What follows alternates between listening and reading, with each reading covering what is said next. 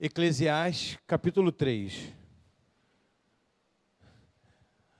Tudo tem o seu tempo determinado, e há tempo para todo o propósito debaixo do céu. Há tempo de nascer e tempo de morrer. Tempo de plantar e tempo de arrancar o que se plantou. Só essa parte. Olha para o teu irmão e diga, há tempo de nascer e há tempo de morrer. Gálatas 4, versículo 4. Vamos ler mais alguns textos. Gálatas 4, 4.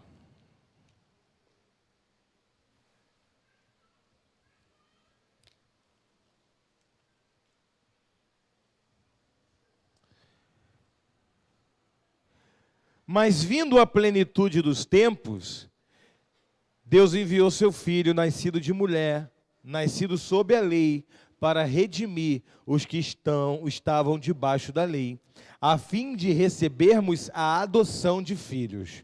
Agora abrem Lucas capítulo 1. Vamos ler Bíblia, amém? É Bíblia que liberta, irmão, é a palavra que liberta.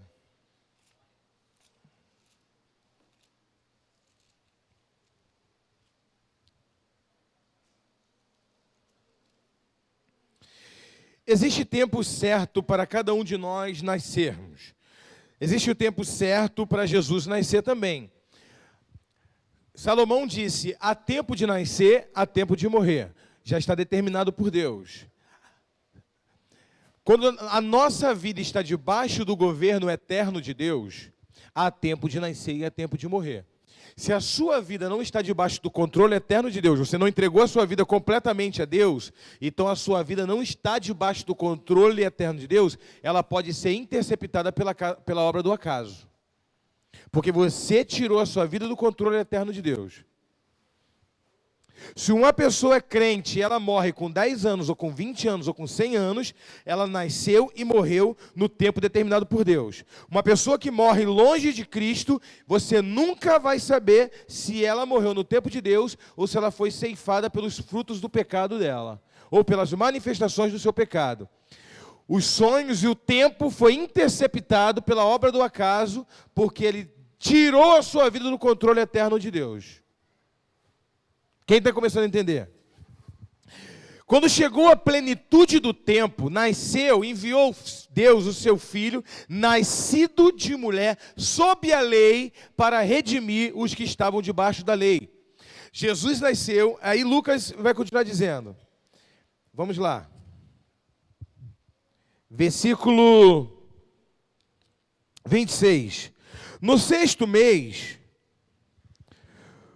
foi o anjo Gabriel enviado à parte de Deus para uma cidade da Galiléia chamada Nazaré, a uma virgem desposada com certo homem da casa de Davi, cujo nome era José.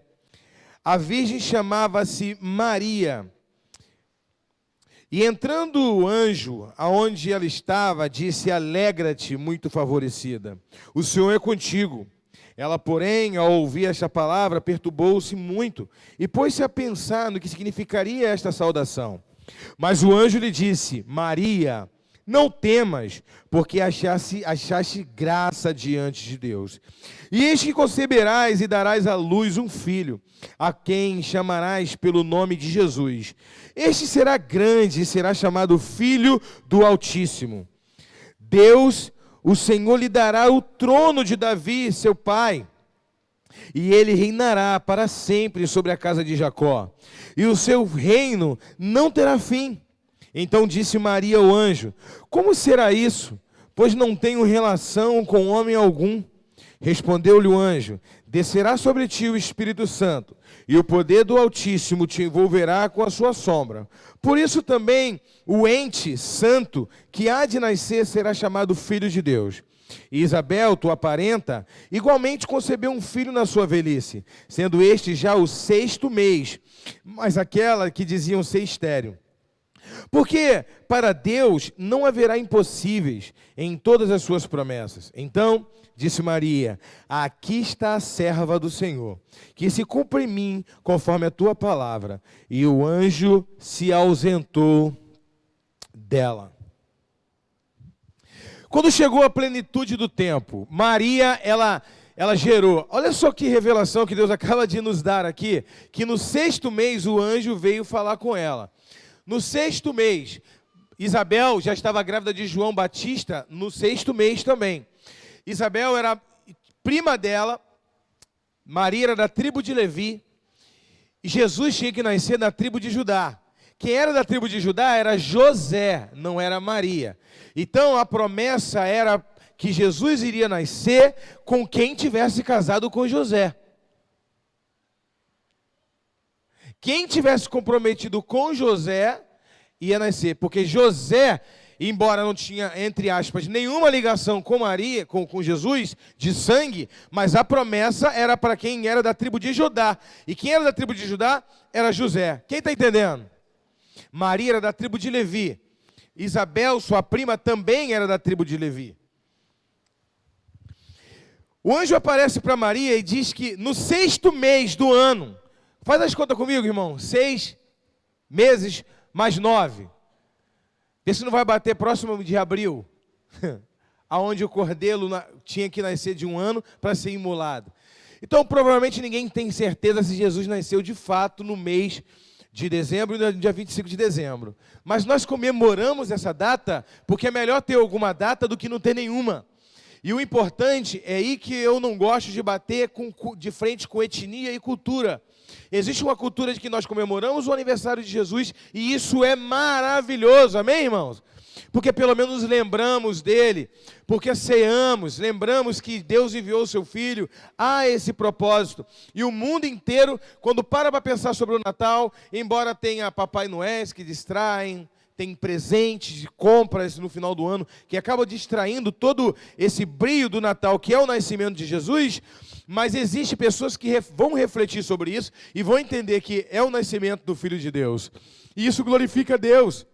Então, nós temos que ensinar o significado do Natal e não querer combater o Natal a todo custo, dizendo que não é o que não é. Amém? Porque isso é um comercial a favor do reino de Deus, irmãos. Isso é maravilhoso. O mundo inteiro está sabendo que é Natal. E o Natal simboliza natalidade, que é nascimento. Nascimento de quem? Do Papai Noel? Não. De Jesus Cristo, o Salvador. Amém? Agora, quando chegou a plenitude do tempo, enviou Deus o seu Filho. Por que Jesus ele veio na plenitude do tempo? Jesus tem tempo certo para nascer. Jesus é o mesmo ontem, hoje e eternamente. Ele tem o tempo certo para nascer em Maria, para ser gerado para a humanidade inteira. Ele tem o tempo certo para nascer na minha vida, na tua vida.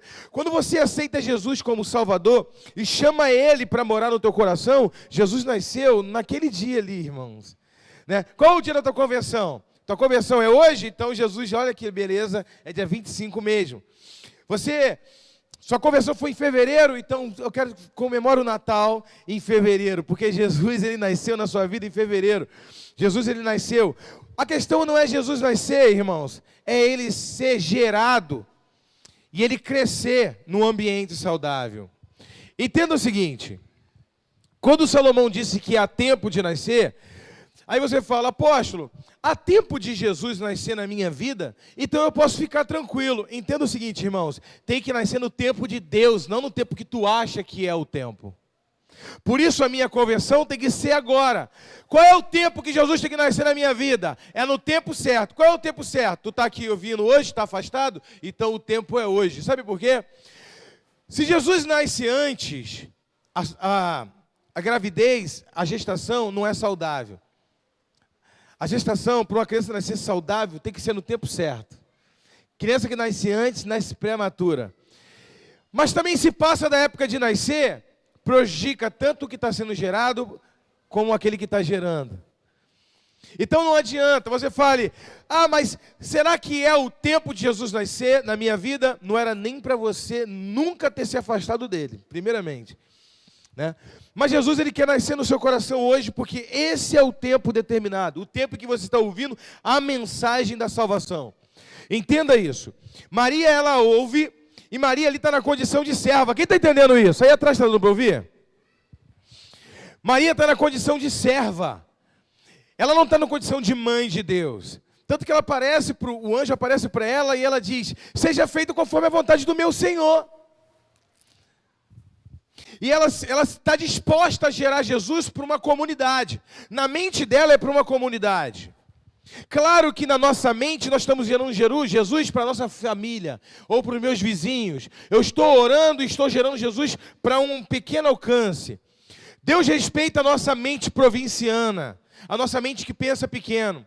Você está pensando que tu está ganhando só seu marido para Jesus, está ganhando só sua esposa, na verdade tu está alcançando algo muito mais além. Teu marido vira um pastor que ganha um, que ganha outro, que ganha 10. Daqui 100 anos você já morreu e as vidas que vieram através de você, da sua família, vão alcançar o mundo inteiro. E você não está gerando Jesus só para um bairro, mas está gerando Jesus para se cumprir a profecia dos 4 cantos da face da terra. Sempre nós vamos gerar Jesus além da nossa capacidade de imaginar. O problema é quando alguém acha que o compromisso de gerar Jesus é só quem está grávido dele. Eu estou falando em metáfora aqui, mas eu quero que vocês entendam a mensagem. Quando Maria entenda que José... Quando os católicos eles batem de frente com o evangélico a respeito de José e de Maria, nós, evangélicos, acreditamos que Maria teve mais filhos depois que ela gerou Jesus. Os católicos acreditam que Maria não. Depois que gerou Jesus, ela não teve mais ninguém. A Bíblia relaciona que Jesus tinha irmãos. Os católicos dizem que os irmãos de Jesus eram irmãos de parte de pai, de José. Porque José já era mais velho quando casou com Maria, e a Maria foi o segundo casamento de José. Que José era viúvo, já tinha irmãos mais velhos, e Jesus era filho só de Maria, no sentido de que... Quem está entendendo? Uma lógica. Porque tu vê que quando Jesus tinha 33 anos de idade, nem menciona mais José. José provavelmente já tinha morrido, que a Bíblia nem menciona mais ele. Então, prova que quando ele casou com Maria, ele já era um senhor, talvez de 50 anos de idade, Maria tinha 13 anos, 14 anos. Isso são conjecturas. Quem está entendendo? O fato é que a promessa era para José. Jesus nasceria ali. E Maria estava na condição de serva. O que nós aprendemos com isso? Deus despreza o papel de Maria? Claro que não. Deus une propósitos. Por isso, quando você casa com uma pessoa que entende o propósito, Deus tem uma promessa para você. Mas se você não nascer com uma pessoa que vai gerar a tua promessa, você talvez venha abortar tudo que Deus tem para você, porque tu casou com a pessoa errada. Quem está começando a entender? Deus tem propósitos eternos. Agora imagina só, José se sentiu constrangido quando Maria compartilhou com ele o fato do anjo. O fato. Mas o anjo apareceu para José de madrugada dizendo, olha, a criança que está sendo gerada no ventre de Maria é filho do Santo Deus. É o Espírito Santo pousou sobre ela, confirmando, paz no coração de José. E eles saem dali, e eles vão para a casa de... Entenda que a Bíblia não relata isso, amém, irmãos? Eu não quero colocar caramiola na cabeça de vocês, eu estou ensinando. São coisas que estão aqui na Bíblia. Amém? Mas entenda comigo. Por que Maria e José saíram dali e foram para a casa de Isabel? Por causa de fuxico da comunidade.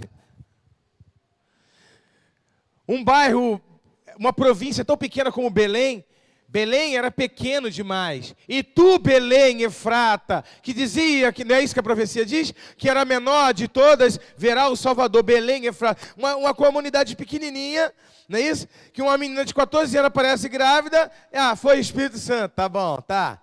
Então, irmãos, você sempre vai ser caluniado, perseguido para estar gerando Jesus para as pessoas mais próximas de você. Irmãos, começa a gerar Jesus na vida do seu marido, da sua esposa, tu vai ver se eles mesmos não começam a te perseguir. Começa a orar pelo teu filho, que ele volta mais drogado do que ele era antes. Ele só bebia, agora está usando droga. Começa a gerar Jesus para o teu marido, é assim ou não é? A coisa começa a ficar meio conturbada. Mas na verdade você está pagando o preço porque tu está gerando Jesus para aquela pessoa. O que aquela comunidade tinha que entender é que Maria estava na condição de serva. Jesus iria passar pelo ventre mariano e ela ia gerar Jesus para aquela comunidade, para aquele país e para o mundo inteiro. Mas vamos supor que eles não tivessem essa dimensão na mente deles. Mas vamos supor que eles tivessem pelo menos uma mentalidade bairrista provinciana. Olha, se esse é o Messias, ela está gerando para nós, não está gerando para ela. Deus só usou o ventre dela, mas ele é nosso, é uma promessa nossa. Mas as pessoas só criticaram ela. Ela teve que sair. Entenda, o anjo, irmão, Deus, quando ele fala conosco, ele confirma. Ele vai e fala assim, o anjo dá uma mensagem completa. O Espírito Santo virá sobre você, e a tua prima, aquela que dizem ser estéril, olha como que a palavra, a fofoca, condena as pessoas. Em momento nenhum, mas em momento nenhum, a Bíblia diz que Isabel era estéril. É que João ainda não estava no tempo de nascer. Qual é o propósito de João nascer? Se o propósito de João nascer era ser o precursor de Jesus, João Batista, e anunciar a vinda do Messias, qual é o propósito dele nascer 40 anos, 50 anos antes de Jesus nascer? Então não é que Isabel era estéril, porque ainda não era tempo de João Batista nascer. Então o anjo deixa bem claro, a tua prima Isabel está grávida de 6 meses. Aquela que dizia ser estéril. Maria morava distante de Isabel e não sabia nada do que estava acontecendo. Não tinha internet, não tinha Wi-Fi, não tinha nada. Não tinha telefone. Ela nem sabia o que estava acontecendo com a prima dela. Ela ficou sabendo pelo anjo. O anjo olha e diz assim, a tua prima, aquela que diziam está grávida que dizia ser estéril, está grávida de 6 meses. Maria vai para lá passar um tempo na casa dela. Quando Maria chega lá, você vai ver no capítulo seguinte, que João Batista começa a se comunicar com Jesus pelo ventre, que Isabel é possuída pelo Espírito Santo e já profetiza e diz, bem-aventurada és vós entre as mulheres, bendito é o fruto do teu ventre, e a Bíblia diz que, porque desde que você entrou aqui, a criança que está no meu ventre já está agitada, ou seja, João Batista veio 6 meses na frente de Jesus. Há tempos de nascer, há tempos de nascer. Mas se você deixa Jesus nascer, fica segurando o nascimento de Jesus na sua vida, você pode abortar ele na sua vida. Eu estou falando bem claro de uma maneira, de uma metáfora. Amém? Ninguém tem capacidade de abortar Jesus, ele é Deus, dentro da condição de Deus. Mas todo projeto que Deus tem na sua vida, você está retardando. Todos os projetos que o Senhor tem para fazer na sua vida, você está jogando de lado. A Bíblia diz que Maria, ela... Agora vamos voltar para a questão do nascimento. Ela vai para a casa de Isabel e ela vai depois para fica naquelas regiões ali de Nazaré, onde Isabel morava. Depois ela volta para o censo de César Augusto. E aí eles têm que ir no cartório aonde eles nasceram, que é na cidade de Belém, para fazer o registro, um censo obrigatório. Eles tinham que ir lá. César Augusto queria contar quantos homens e quantas mulheres tinham no reino, no império, então vamos lá. E ele vai. Maria entra em trabalho de parto. E eles começam agora a tentar encontrar um lugar para Maria nascer. E a Bíblia diz que nenhuma hotelaria tinha vaga. Era isso que a Bíblia diz? Que nenhuma hotelaria, nenhuma hospedagem tinha vaga. Entenda, meu querido, como que numa cidade como Belém tinha várias hospedarias? É lógico que não tinha. A palavra hospedaria em hebraico é a mesma palavra para quarto de hospedagem. Cada casa de cada cidadão. É claro que em Belém não tinha 100 hospedarias. Era uma província. Quem é que vai para lá comercializar? Nem rota de comércio não é. Nem o Mediterrâneo não é ali. Não tem uma rota de comércio, não tem nada Belém. Se tu falar, até hoje Belém é pequeno. Uma cidade bem que isolada. Era campos de pastores. Davi e Ruth moravam ali, porque era um lugar de pastorear. Não tinha comércio. Então não tinha. Se não tem comércio, não tem. Não tinha lugar nas hospedarias que ninguém aceitou Maria na casa dela. Mas por que ninguém aceitou? Será que não tinha vaga? Todo mundo sabia da fama dela, irmão. Irmãos, vamos ler a Bíblia de maneira crítica. Não vamos ler a Bíblia de maneira com presépios, porque senão vira presepada. Você tem aqueles presépiozinhos, você tem uma ideia, não é isso? Muito filosófica. Ela gerar esse filho... Aqui na minha casa não, aqui não tem, não tinha lugar em hospedaria nenhuma. Você está entendendo? E aí vamos aqui. E lembra que eu preguei uma vez aqui falando sobre na casa de um hebreu, de um judeu, só tinha 3 cômodos, tá? Um cômodo, aonde está isso na Bíblia? um cômodo ele dormia, um cômodo era um quarto para hospedar uma pessoa, porque existia um mandamento que se um hóspede chegasse na tua casa, lembra que Jesus disse? Estive nu e não me vestiste, estive estrangeiro e não me hospedaste, apartai-vos de mim, maldito, que eu não vos conheço. Um conceito judaico que você tem que hospedar um estrangeiro na tua casa, ainda mais se ele não tiver onde repousar. Só que você vai colocar um estranho dentro da sua casa? Não. Então o que eles fazem? Os judeus faziam. Se você ver a arqueologia lá, você vai entender. Eram 3 cômodos só. Não tinha banheiro nas casas. Essa cultura de banheiro, irmão, é nova. É de 200 anos, 300 anos, 400 anos. Antigamente eles iam nos lugares mais ermos, né? Nas plantações. Sabe como é que funciona? Não tinha. Ia bem longe da casa. Não era assim que funcionava. Por isso que a terra era muito mais rica de nutrientes. Vocês sabiam disso? A terra era muito mais rica, as plantações eram mais ricas porque as pessoas ficavam na terra e não nos rios. Deus faz tudo perfeito, o homem que estraga. E até a articulação do corpo do homem exercita quando o homem faz de forma natural. Toda a articulação do corpo. E a posição perfeita para tudo funcionar é essa posição do homem no chão. Por isso a melhor posição de um homem, é sério, não é brincadeira, a melhor posição de um homem defecar, irmão, é a posição que Deus determinou, o homem abaixar. Que toda a parte do estômago, tudo funciona da maneira adequada, da maneira correta. Quando está sentado, não está da maneira correta. Tá? Deus é perfeito. Olha para o teu irmão e diga, Deus é perfeito, irmão. Não questiona as maneiras de Deus, não. Amém? Agora vamos lá, voltar para a mensagem. Que é o melhor. Então, aquele quarto ficava trancado, é lógico que quando ele hospedava um estranho, eles ficavam com o olho na missa e o outro olho no padre, vamos dizer assim, né? Ali o cara é estranho, na minha casa, meus filhos, ele dormia ali, e o quarto ficava ali, mas com a porta virada para fora, né? Tinha uma certa segurança, eles arrumavam um jeito de proteger a família. E o curral, o outro cômodo era o curral. O curral, ele era...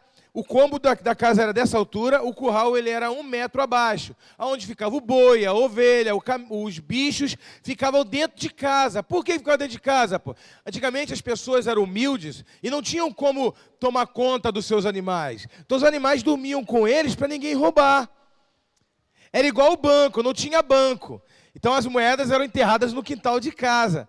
Se você quiser procurar uma arqueologia, saber o piso, quando você vai cavar uma arqueologia, para saber que piso é aquele ali, se é bizantino, se é turco-otomano, ou qual é a época daquele piso, eles procuram moeda, porque moeda tem data.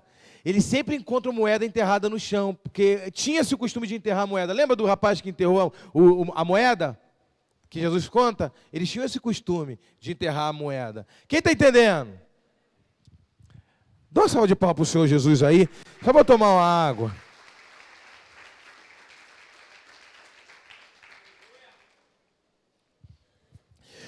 Quer ver o que confirma essa cultura dos animais morarem junto?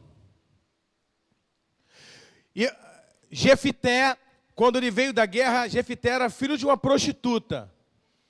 E Deus usou ele. E ele não se sentiu digno. Como é que Deus vai me usar para livrar, lá no livro de Juízes, como é que Deus vai me usar para livrar Israel das mãos desses inimigos, se eu sou só um filho de uma prostituta? Então ele se sentiu em demérito. E ele fez uma promessa para Deus que Deus nunca pediu ele. Ele disse, Senhor, se o Senhor me der a vitória, quando eu voltar da guerra, a primeira coisa que sair de dentro da minha casa eu sacrifico para o Senhor. Ele pensou que ia sair o que de dentro da casa dele? Um animal, um gado, uma ovelha. Saiu a filha dele e ele disse, minha filha, por que você saiu? E ele teve que matar a filha dele, ele matou a filha dele. Tem uma cultura lá em Israel, as filhas de Jefité. Até hoje as mulheres virgens, uma vez por ano, vão para um monte para chorar a morte da filha de Jefité. Ou seja, ele contava de sair um animal. Isso prova que os animais moravam dentro de casa. Ele disse, a primeira coisa que sair de dentro da minha casa eu vou sacrificar. Sai um pato, sai uma galinha, sai um pombo, sai um cordeiro, se sai um boi. Entenderam? Agora quer ver uma outra passagem também que prova que todo mundo dormia só num cômodo só? A Bíblia diz que a história do amigo hostil, Jesus conta da intercessão, que um amigo chega de madrugada e fala assim: amigo, me dá um pão, uns pães, porque chegou uns amigos meus na minha casa agora à tarde e eu não tenho nada para servir para eles. Você tem como me arrumar uns pães? E esse amigo de dentro da casa diz: não, vai embora, porque já é tarde e a minha família está dormindo. Se eu for levantar para te atender, eu vou incomodar os meus filhos. Ou seja, dormia todo mundo junto no mesmo cômodo. Então tinha um cômodo para todo mundo dormir, tinha um cômodo do animal e tinha um cômodo da hospedaria. Então, era esses quartos de hospedaria que eles falaram que estava tudo ocupado. Já está tudo ocupado. E Jesus não encontrou vaga em todas as hospedarias que estavam ocupadas. Essas hospedarias são os quartos de hóspede que tem dentro das casas. É óbvio que teve pessoas que rejeitou ela pela fama dela. E é óbvio que também, por ser uma questão de censo, muitos parentes que moravam fora ocuparam esse, de fato. Como Maria veio para Belém para contar, para fazer o censo, também vieram outras pessoas e também os quartos de hóspedes estavam ocupados. Então alguém aceitou Jesus dormir ali no estábulo, naquele quarto onde estão os animais. Ó. O único lugar que tem aqui na minha casa, o quarto de hospedaria está ocupado, aqui está todo mundo na minha família, mas tem aquele ali, o estábulo, ali embaixo, você pode ficar. Quem está entendendo? Como se a responsabilidade do nascimento de Jesus fosse só de Maria e de José. E não era. Maria teve a responsabilidade de gerar Jesus e também a responsabilidade de criar Jesus. Só que o trabalho não era só dela. Todos tinham que entender o propósito de quem Jesus era, porque foi finalizado pelos pastores, foi sinalizado pelos magos, ou seja, pelos reis sábios que vieram e anunciaram que ele era. Então, gerar Jesus, cuidar de Jesus, era uma função da comunidade. E eles negaram isso. Os anjos apareceram em Belém para os pastores e disseram: nasceu o Salvador, que é o Cristo. Paz na terra aos homens de boa vontade. Essa história toda vocês conhecem. Os pastores vieram, eram milhares de anjos, foram até o local e encontraram o menino. Quando eles chegaram ali, encontraram também os reis sábios que vieram do Oriente, seguindo a estrela de Davi, em Belém. Gaspar, qual era o nome do outro? Até esqueci. Era Gaspar. Meu Deus. Vamos lá. Vamos embora. Quem lembra? Não. Belchior. Belchior significa rei de luz. Ó é luz. Melchior. Melqui é rei. Melchior significa rei de luz. Baltazar significa meu Deus é eterno.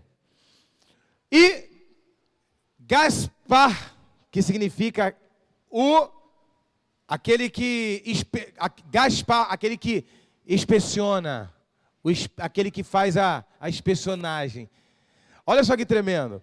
Os pastores encontraram e foram lá, certo? Mas Deus enviou reis para inspecionar, para ver se os pastores estavam ligados e andando em consonância com o nascimento de Cristo. Estavam ligados aos sinais. Quando Deus quer anunciar algo grande, primeiro Ele anuncia os pastores, irmãos. Quando eles saíram, o menino continuou ali. A responsabilidade era comunitária, não era? Eles não chamaram para si. O rei Herodes mandou matar todas as crianças. E se cumpriu a profecia que dizia: as filhas de Raquel chorarão. As filhas de Raquel. Todas as crianças até 2 anos de idade morreram em Belém. Sabe por quê? Porque aqueles que se eximem de gerar Jesus na vida dos outros, eles perdem aquilo até que eles imaginavam que não poderiam perder. E, meus irmãos, entenda o seguinte: quando você não se preocupa em gerar Jesus no filho dos outros, provavelmente o mundo vai atacar o seu filho. Quando você acha que aquilo que os outros estão gerando é responsabilidade só deles e não sua, vamos lá. Tem uma passagem bíblica, eu estou praticamente terminando. Tem uma passagem bíblica que diz assim: Jesus disse, é a única oração catalogada por Jesus de fato. A Bíblia diz que Jesus estava orando ali, Jesus estava orando aqui, mas a oração que anotaram mesmo, a oração sacerdotal em João 17, e ele diz assim: Pai, eu oro para que eles sejam um, assim como eu sou um contigo. E todos saberão que eu fui enviado, se eles forem um. A unidade da igreja é o único sinal latente de que, de fato, a profecia do Cristo se cumpriu. A unidade da igreja, o testemunho do amor ao próximo, é o maior sinal, a maior evidência de que Jesus é o Filho de Deus.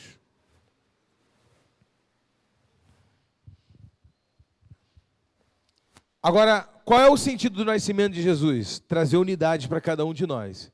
Qual foi o sentido do cordeiro pascal que foi sacrificado lá no Egito? Coma o cordeiro você e o seu vizinho. Qual é o sentido maior de Jesus? Unir o homem a Deus e unir o homem ao homem. Qual é o sentido maior da cruz? A cruz aponta para cima, liga o homem à terra, Deus. A cruz lateral liga o homem, horizontal. A cruz de Cristo nos liga um ao outro e liga o homem a Deus. Tudo é profético quando se retrata a Cristo. Mas eu tenho que entender que o meu irmão é a minha lixa. Eu tenho que zelar pelo meu irmão, porque a minha cura amanhã vem da oração do meu irmão.